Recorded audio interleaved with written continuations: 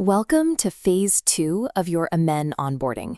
As a behavioral health technician, your greatest asset is your time.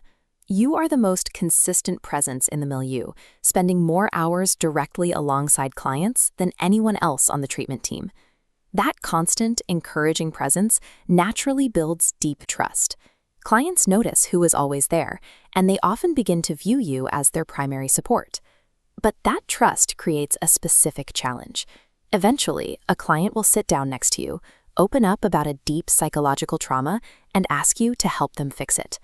Even with the best of intentions, it is easy to slip into the role of the accidental therapist, attempting to diagnose the problem or psychoanalyze the client's past, rather than sticking to present-day support. This crosses a hard legal boundary. Under California DHCS Title IX standards, delivering therapy is strictly reserved for licensed clinical staff. Stepping over that line compromises the client's care plan and puts the entire facility at risk. BHTs must master a highly specific conversational toolkit to navigate this tension, supporting the client's recovery without overstepping into clinical practice. Consider a common floor scenario. A client is discouraged, complaining about the program, and talking about quitting. The instinctive reaction is to push back by arguing with the client or lecturing them on why they need to stay in treatment. Instead of pushing, use the spirit of motivational interviewing. While full MI is a clinical skill, you apply its core principles to your everyday conversations. You listen, reflect what the client is saying, and evoke their own reasons for being there. This allows you to roll with the resistance rather than confronting it head-on. Shifting from confrontation to partnership builds the trust necessary for recovery while keeping you firmly within your supportive role. This scope of practice extends into group settings.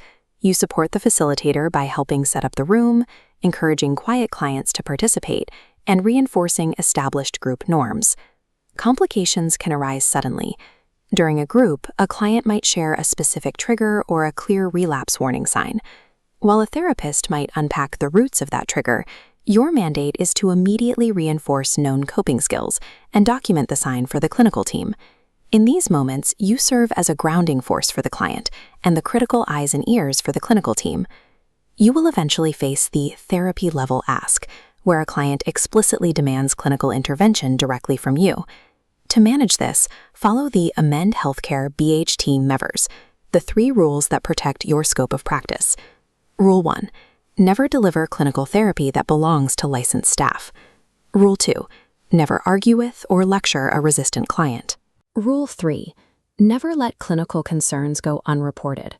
Escalate clinical needs to the therapist or counselor immediately. Escalating these concerns to a licensed therapist keeps the entire treatment team functioning safely and legally within state standards. These are the 3 core pillars of Module 14. They define your daily impact on the floor. You reinforce recovery by offering hope, respect, and a consistent, encouraging presence. You roll with resistance by using therapeutic communication and the spirit of motivational interviewing in every interaction. And you stay in your role, escalating clinical needs and adhering strictly to DHCS Title IX limits. Clinical sessions provide the framework for treatment, but recovery is often won in the small, everyday moments managed by the BHT at Amend Healthcare.